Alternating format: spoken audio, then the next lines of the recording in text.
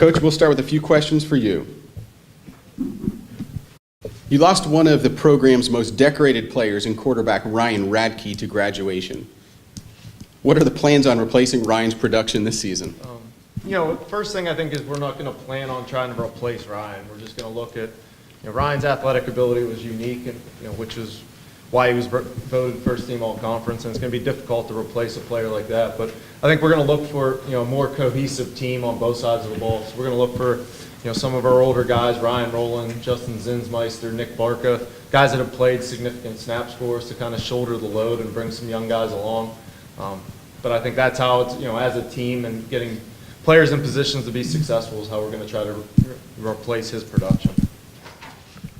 We talk a lot about defense in this room, and you're switching from a 3-3-5 to a 3-4 scheme. Why did you make the change, and what are some of the benefits you see of running the 3-4? Yeah, I think if you looked at us last year, we were multiple, and that was just based on dealing with injuries. We went into the season from the spring with a couple nose guards that we thought fit the 3-3 stack, and then injuries happened, and we had to morph into what we became and kind of play to our strengths and limit our weaknesses. And I think as we looked at what we had returning, a 3-4 system fit our guys a little better. We had some linebackers. Depth at linebacker, or D-line is in a position where we might be a little more undersized, so some movement and pressure things just fit the personnel we had coming back. The Tomcats enter the season with 23 returning letter winners and 19 players with starting experience. What do you believe the strengths of this year's team are? I think we bring back some experience in multiple facets, but if you're going to look at it, I think based on what we're looking to be as a team, we're looking in our box. We bring back some guys that have played snaps on the offensive line, so we're going to look for those guys to improve. And we want to base our offense on running the football and controlling the game that way, and then playing good defense. So we're going to look for trying to stop the run on defense. We return again, the majority of our starts and our experienced players in the box. So that's on both sides of the ball. We're going to look for big seasons out of those guys. Well, we've all been talking about, especially the people that got here a little bit early, about Thursday night football coming to Thiel this season. The Tomcats will open the year at home against Allegheny on August 31st. What do you think the atmosphere is going to be like on an opening Thursday evening?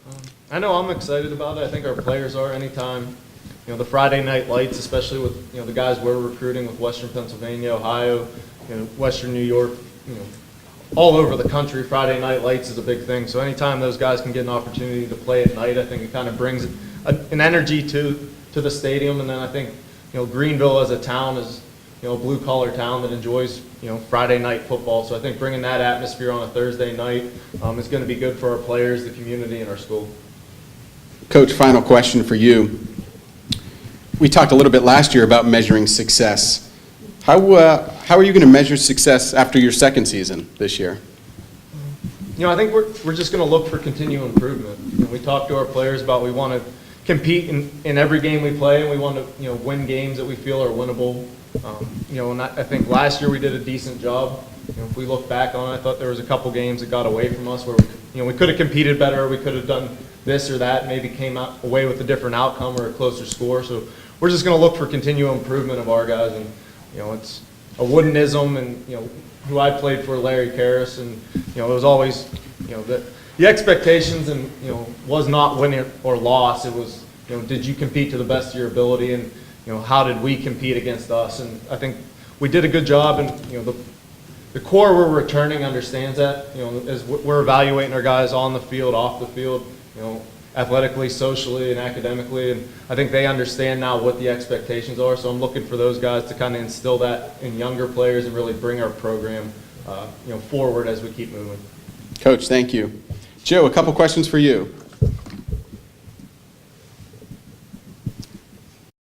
As a strong safety, you are required to provide run support while also playing a key role in pass defense. What do you enjoy most about playing strong safety in Coach Blume's defense? Well, coming into it, Coach Blume, when he came in, sat everyone down and explained what his scheme would be. And the thing I was most excited about was I was familiar with the defense. I played the same exact defense in high school. So it was a really smooth transition into the new schemes and everything like that. It was more about learning the lingo of things that he would call, and basically just, getting comfortable in the position again, being down low instead of what I was used to, playing strong safety up high. So it was a real smooth transition for me. What goals have you set for yourself, and what goals does your defense have this season? For myself, the goals I set were to do my 1 of 11 on the field. The team's success is way more important than individual accolades. And as a defense, as I said, I want us all to do our 1 of 11. Don't go out of your way to do anything that would be detrimental to the team's success. So I'm really looking forward to all of us coming together as a cohesive unit.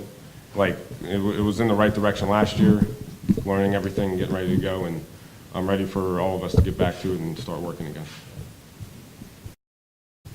The Tomcats won 4 games last season. What sort of strides do you think this team needs to make to continue climbing in the PAC standings? I think we're definitely headed in the right direction with Coach Blume's leadership and his direction on what he wants us to be and the goals that he has envisioned for the team. Going forward, I think, academically and on the field, we've all taken strides tremendously from, kids that weren't doing so well in school and on the field to, them coming in, being starters, having significant roles on the team and, leading their classes with, good grades and things like that. Coach, or Joe, final question.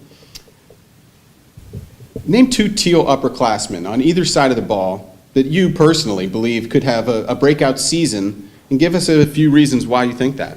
I think our number 1 person on offense this year is Nick Barca. I mean, with the loss of Ryan Radke, you lose his explosiveness on offense and his versatility. So we're looking for Nick to have a big year. I mean, we have a good fullback in Justin Zinsmeister that can open up holes for him. And Nick was an all-conference honorable mention last year. So we're looking for him to have a big season, and I think he has all the tools to be able to do it. And on defense, we lost a senior in Trevor Martin at free safety. He was our quarterback of our defense. Got us lined up, set up, and got the right calls for us. Dalton Dabrowski is stepping in his place this year. And he had a really good spring. He really learned the lingo, really helped us get lined up, really got things clicking. And with our defense, I feel like if we can get things clicking on all cylinders, I think we can be dangerous this year. Joe, Coach, thank you guys. Thiel will get its season underway on August 31st at home against Allegheny College.